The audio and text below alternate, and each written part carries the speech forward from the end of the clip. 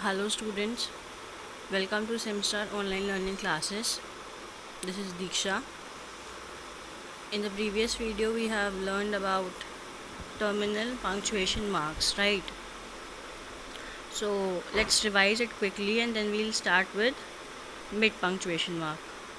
So what was terminal punctuation mark? I told you that terminal punctuation mark is one which is used to signify the end of a sentence. Correct? And how many terminal punctuations were there? Three. First one was full stop, second one was question mark, and third one was exclamation mark. Full stop was used at the end of an assertive sentence and imperative sentence, and also used at the end of an abbreviated word, right?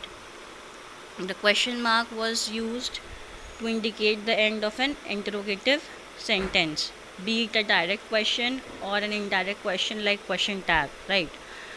And the last one was exclamation mark, which is used after an interjection or at the end of an exclamatory sentence. I hope this is clear to everyone. This was about terminal punctuation marks. Now we will study about mid sentence punctuation marks. Okay, so very quickly let's see what is mid sentence punctuation marks. So certain punctuation marks are required to be used within a sentence. Terminal punctuation mark, as I told you, the word terminal means end, so it was used at the end of a sentence. But mid sentence punctuation mark, mid, the word mid is there. Mid means middle, so that means that these punctuation marks would be used where it would be used in the middle of the sentence, right? So these punctuation marks indicate what? These punctuation marks indicate out pauses in reading or to lend proper meaning to what is written. And there are three mid sentence punctuation marks. First one is the comma, second one is the semicolon, and third one is the colon. Again I am repeating, mid sentence punctuation marks are those punctuation marks which are used in the middle of the sentences, and they are used to mark out pauses in reading or to lend proper meaning to what is written. And there are basically three types of mid punctuation marks. First one is the comma, second one is the semicolon, and third one is the colon. I hope this is clear to everyone.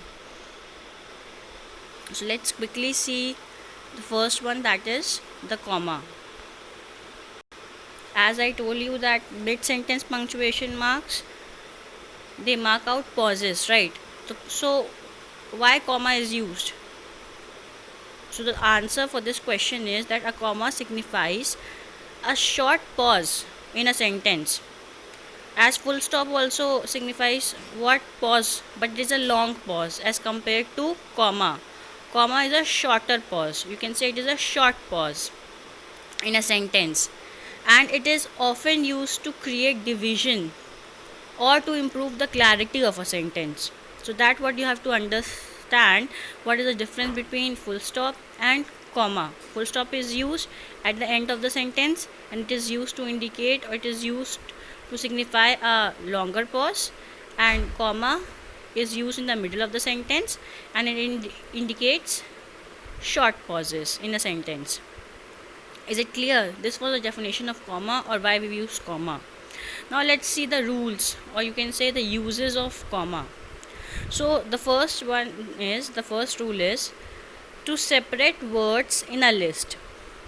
For example, he likes to play football, comma, hockey, cricket, tennis, and basketball. So if I have to separate certain words in a list, so I have to use what? I have to use comma. Is it clear? Now let's see rule 2. Rule 2 says to separate phrases or clauses in a sentence. Now what is a phrase? What is a clause? Phrase. So A phrase is a group of related words that convey some sense but not complete sense. And a phrase usually does not have a subject or a verb or sometimes both. So that is a phrase. Now let's understand what is a clause. Now a clause is a group of words that contains a subject and a verb but does not usually convey a complete meaning. Phrase does not have a subject or a verb or sometimes both, but clause is a group of words that contains a subject and a verb. Is it clear? So that is phrases and clauses. So before understanding why we use comma over there, we should understand what is phrase and clauses. So that was just a basic definition. So now let's see the rule. To separate phrases or clauses in a sentence. For example, a car without a number plate was parked outside the police station. So I have used comma after car and after plate without a number plate. This is a phrase, right? So let's see the next example. We met at the mall, had lunch, and afterwards went to meet Raghav. So over here we have separated phrases and clauses with the help of a comma. Now let's see rule 3. Rule 3 says to separate adjectives in a list. When we are using many adjectives in a sentence, so we have to use what? Comma to separate those adjectives. For example, Arjun was intelligent, handsome, strong, brave, talented, and devoted. So here intelligent, handsome, strong, brave, talented, and devoted is what? It is an adjective. So we are separating these adjectives with the help of comma. I hope these 3 rules are clear to everyone. Now let's see rule 4. Rule 4 says to set off names from rest of the sentence. So whenever any name or a proper noun is written, like Gayatri is a proper noun over here now.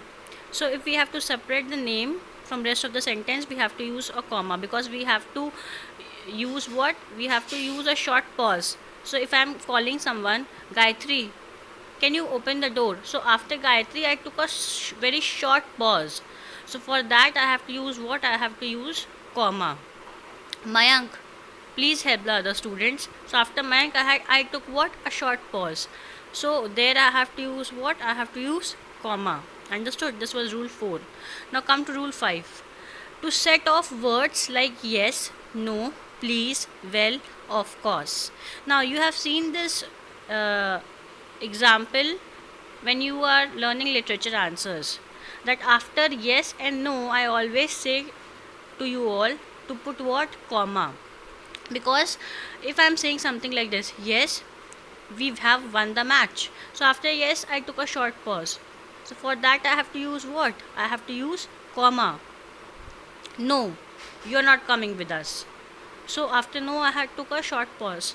So that is what? That is comma.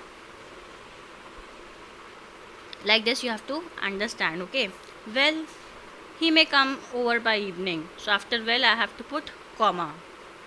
Now let's see rule 6. Before or after direct speech, for example, he said, comma, inverted commas open, I lived in Allahabad in the 90s. So after said I took a short pause. So I have to place what? I have to place comma. Second example, I will bring the groceries in the evening, comma, said Vidya. So after evening I have to place what? I have to place comma. Now let's see rule 7.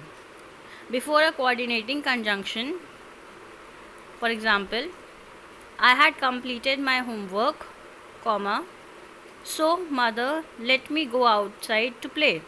So I told you what was coordinating conjunction. Fanboys, if you remember, fanboys. F stands for, A stands for and, N stands for nor, B stands for but, O stands for or, Y stands for yet, and S stands for so.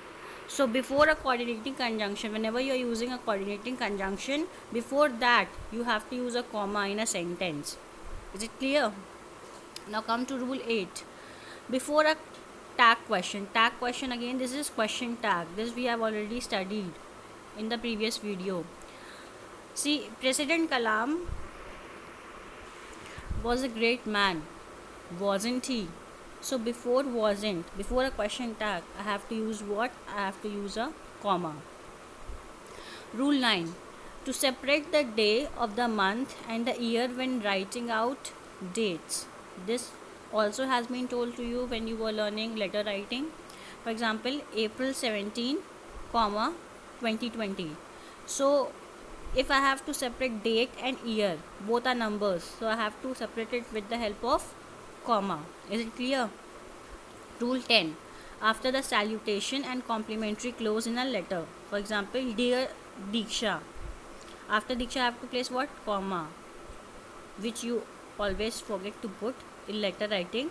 But remember now that after the salutation, you always have to put comma. Yours faithfully, yours sincerely, yours truly. After that also you have to place what? You have to place a comma. Now let's see rule 11. To mark off words used in addressing people. For example, how are you? Anu. So over here I'm addressing Anu, right? So again I have to use what? Comma, because I took a short pause. So I hope these many rules are clear to everyone. Let's see more rules. Rule 12. What rule 12 says? When writing long numbers by bunching the digits in threes from the right.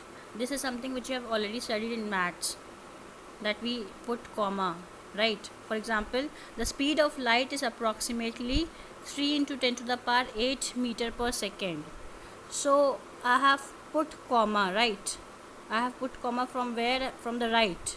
Okay, so there also you have to put comma, remember this. Rule 13. To separate a non-defining relative clause, a non-defining relative clause has to be separated from its antecedent by a comma. For example, my friend Raj, who is studying physics, has written a new book. Now, what is non-defining relative clause? These are little things which you should know, but this will be covered when we'll be teaching you separately the chapters, right? But just for your knowledge, basic knowledge, you should know that non-defining relative clause tells us more about someone or something, but the information in these clauses does not help us to define what or who we are talking about. So generally we use who, which, these types of words in relative clauses, right? So that lovely house which is on top of the hill, I'm describing something, I'm telling more about it, right, is up for sale. So after house I'm putting a short pause, so I'm using comma. After hill, I'm what I'm doing, I'm taking a short pause, so there I also have to use what? Comma. So I hope these 13 rules are clear to everyone. This was all about commas, where you have to use comma, and this is really very important for us, because when we are writing we should know that where we should use punctuation marks and what kind of punctuation marks we should use. Understood? Now let's see another set of punctuation mark, mid punctuation mark, that is the semicolon. The symbol also I have mentioned over there, you can see. Now we use a semicolon when a pause whose length is greater than that of a comma but shorter than that of a full stop is required. Means it has to be greater than comma but lesser than full stop. Understood? Now let's see the rules. Rule 1. To join two closely related independent clause, for example, I ordered a cheeseburger for lunch. Life's too short for counting calories. Now over here you have to understand two things. First is what is independent clause, and second is that both the two sentences which I am using has to be related to each other. Like, first understand what is independent clause. So the part of a sentence that can stand alone and convey complete sense is called independent clause. For example, over here I ordered a cheeseburger for lunch. This is what? This is independent clause, right? It can stand, this sentence can stand alone, right? It does not require any other sentence to complete its meaning. Now let's see the second sentence. Life's too short for counting calories. This is also an independent sentence. This is also an independent clause. Right? It is not depending on any other sentence to complete its meaning. So semicolon is used to join two closely related independent clause which has to be related to each other. Now both the sentences are related to each other, right? I ordered a cheeseburger for lunch, right? Life's too short for counting calories means you should eat whatever you want, especially cheese, because it contains a lot of fat and calories. But we should not count, we should not go for calories, because life is very short and we should enjoy life. That's what the sentence wants to convey, or that what the sentence wants to say, right? So when I'm saying this sentence, I ordered a cheeseburger for lunch. Life's too short for counting calories. So over here, after lunch, I took a short pause, which was whose length is greater than that of a comma, right? But shorter than that of a full stop. So I hope rule 1 is clear to everyone. Now let's see rule 2. Delete the conjunction when you use a semicolon. Like for example, I saw a magnificent cat. Magnificent means what? Huge.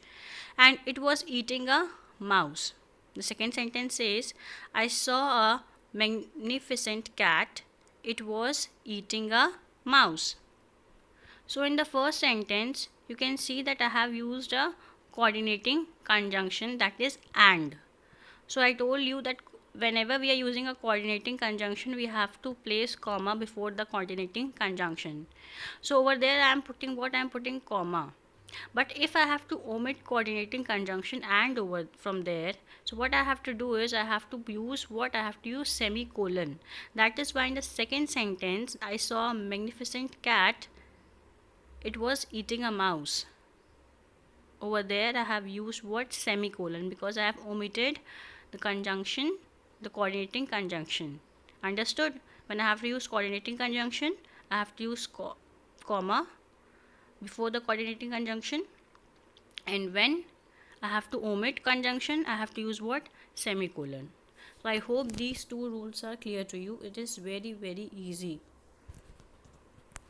Now this is the last rule for semicolon, that is, as a generalized comma, when confusion might arise by using the comma itself, that whenever we are using comma and we think that a confusion may arise over there, so we have to use what? We have to use semicolon. For example, at the party they met Ram the lawyer, Shyam the doctor, and Hari the jeweler.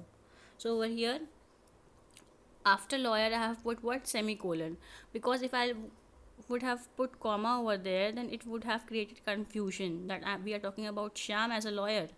So that is why we have put what? We have put a semicolon. So I hope these three rules about semicolon is clear to everyone. Now let's talk about colon. Now the last and third one is the colon. A colon is used, rule 1, to introduce a list of items. For example, this is what we have to bring tomorrow for the craft class tomorrow. So over there I have put a colon, right? 2 dots I have put, right? That is a sheet of chart paper, sketch pens, a pencil, an eraser, a ruler, a tape, a tube of glue, and a pair of scissors. Now let's see rule 2. Between two main clauses over here refers to independent clause, okay? In cases where the second clause explains or follows from the first. For example, this is the secret of my professional life.